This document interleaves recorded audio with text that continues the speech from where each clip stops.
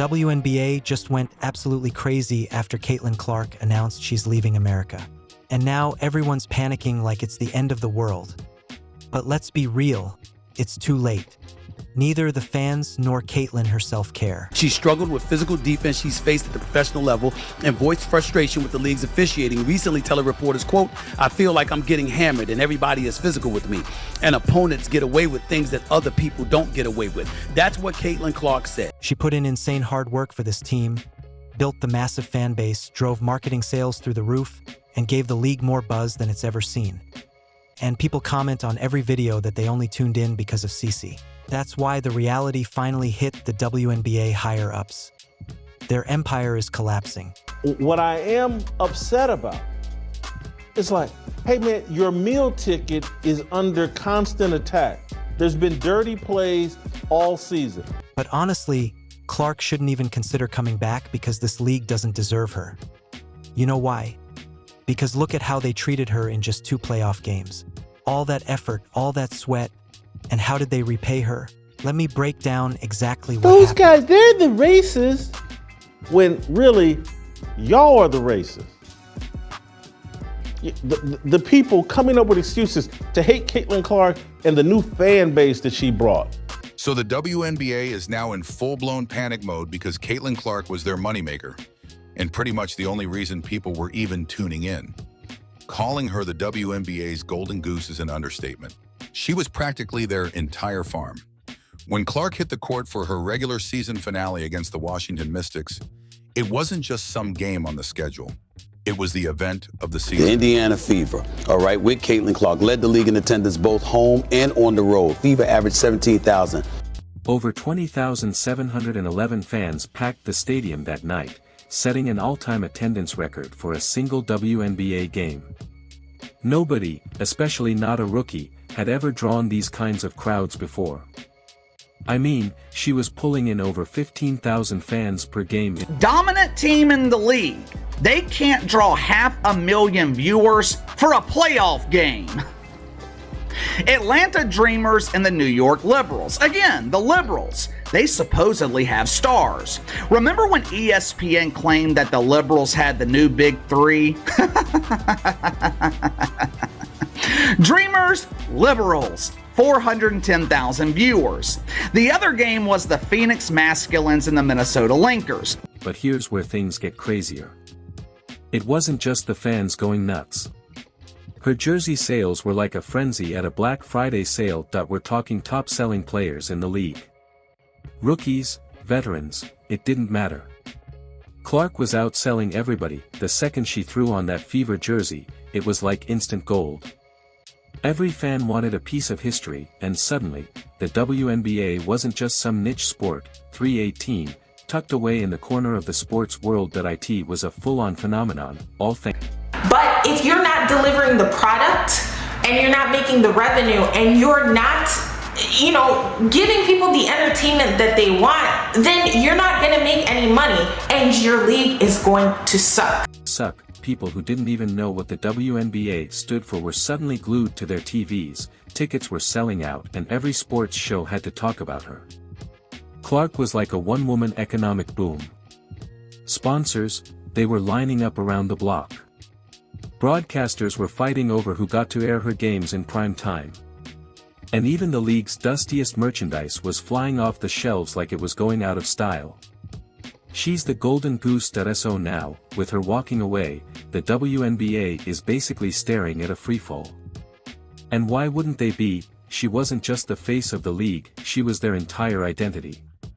Without Clark, they're left scrambling to pick up the pieces, for 16, and the fallout is going to be brutal, the numbers don't lie. For 20, she was the driving force behind massive ticket sales and revenue spikes. From day one, everyone had an opinion about Caitlin Clark, but things hit an all-time low during those 2 playoff games that completely crossed the line. Clark wasn't just facing opponents.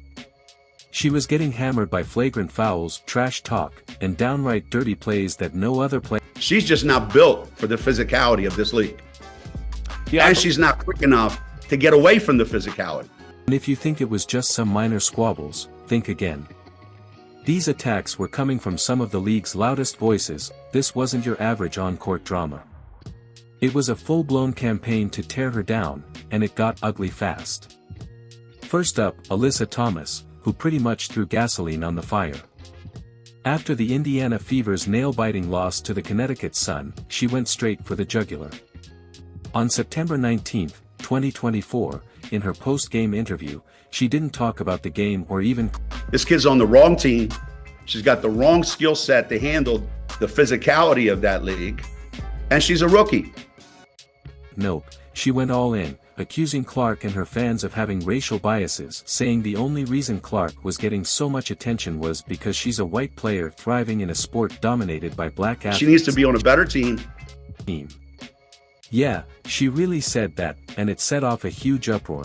Thomas didn't hold back, calling the Clark hype nothing more than a result of her being, and I quote, a white face in a sport that's always been built on black honestly, it's been a lot of nonsense. I think in my 11-year career, I've never experienced the racial comments from the Indiana Fever fan base.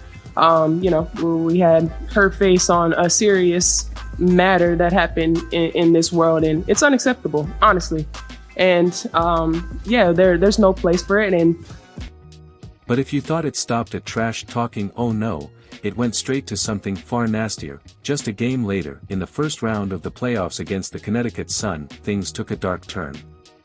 Clark was on fire, lighting up the scoreboard with 26 points by the third quarter when Dejanai Carrington decided to take matters into her own hands, literally. During a fast break in the fourth quarter, Carrington, who'd been breathing down Clark's neck all game, made her move, and this woman swats at the basketball and somehow decides to turn her hand down and her fingernails and jab them right into the eye of Caitlin Clark. No foul call. No refs stopping the game to go, is this a flagrant? None of that. Just everybody moved on.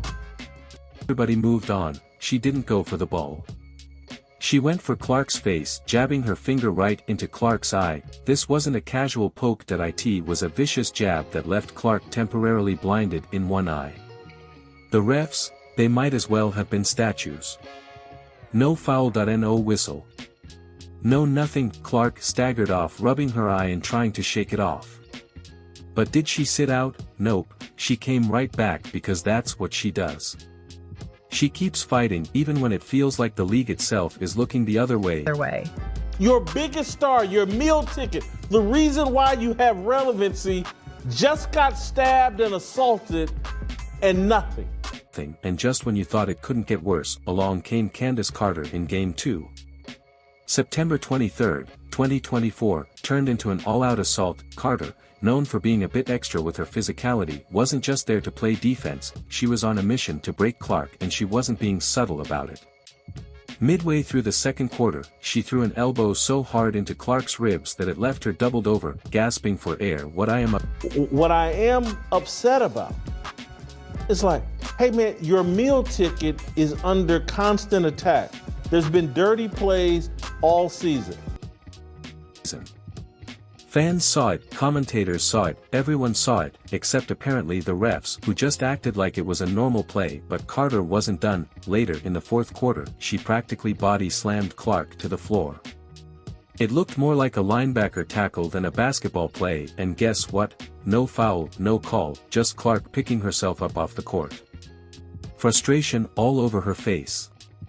It was as if Carter had been handed a get-out-of-jail-free card for the entire game. It's an attack on Caitlin Clark. Caitlin Clark's the wrong face for this league because her fans are so racist. Where have I heard this argument before? Oh, Donald Trump may be fine, but all the MAGA people, they're terrible. They're the deplorables. And while all of this was going down on the court, Clark was getting absolutely roasted off it by people who should have been talking about her historic rookie season. The loudest of them all, none other than Cheryl Swoops. Just a day after the Fever were bounced from the playoffs, Swoops didn't mince words. She didn't talk about Clark's skill or her record-breaking year. She's got 14,000 followers. and it's really easy to ignore, and most people don't know who she is in the sports world. The only reason why people even know who she is because of Caitlin Clark. And she still only got 14,000 followers on Twitter. She doesn't have much of a brand. And oh, she went for the low blow, labeling Clark as the blonde, blue-eyed American that fans supposedly preferred, ignoring all of Clark's achievements. Swoops pretty much implied that the only reason Clark was getting all this attention was because of her looks, not her talent, because it's Caitlin Clark and she can't do that game, never mind that Clark was outscoring and outplaying almost every veteran in the league. Swoops made it all about race and image, twisting Clark's success into some stereotype that had nothing to do with her game. These weren't just petty comments or cheap shots. They were meant to tear Clark down, to undermine everything she'd built and make it look like she wasn't earning her place in the league. The hits weren't just physical, they were personal, they were meant to strip away any respect or legitimacy she'd gained, to make it seem like her rise was all thanks to favoritism or bias. That I'm simply saying.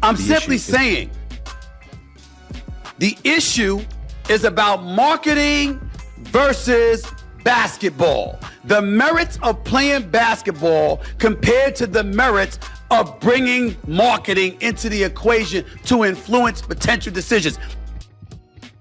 So what would you do if you were in Caitlin Clark's shoes? Because let's be real, her decision to ditch the WNBA and head to Europe didn't just rattle the league, it straight up blew it to pieces, when she dropped the bombshell on September 26, 2024, barely 2 days after the Indiana Fever's playoff meltdown. It was like the entire basketball world hit pause. Clark didn't sugarcoat her reasons either, she flat out said she needed a break from the relentless mental stress she faced during her rookie year. Can you blame her? Getting targeted on the court, bashed off it, and receiving zero protection from the league, it wore her down. But it wasn't just the beating she took from opponents, it was the WNBA's total failure to have her back. Clark didn't just feel unprotected, she felt There were abandoned. regular season games this season where Caitlin Clark drew more than 1.8 million viewers. However, I hope Kat Engelbert is ready for disappointment because there's a hell of a lot more of it on the way. And let's not kid ourselves, her timing was brutal for the WNBA. The league was finally seeing a surge in everything: viewership, ticket sales, revenue, as I have told you. So to paint the picture of how massive she was, Clark alone pulled in over 500,000 fans throughout her rookie season. Yep, 500,000 people showed up just to see her. The league had never seen anything like. Let's put this in its proper perspective. When I think about Caitlin Clark, the operative word that comes to my mind is gratitude. For the Fever, though, it's even bleaker that they're staring down the barrel of irrelevance again. Without Clark, those sellout games are going to look like high school scrimmages. Those sky-high secondary market prices. About nosedive, the sponsors who were finally taking interest, probably already packing their bags. Even local businesses that were seeing a boost from the game day crowds are going to feel the hit. Gainbridge Fieldhouse, which was electric every time Clark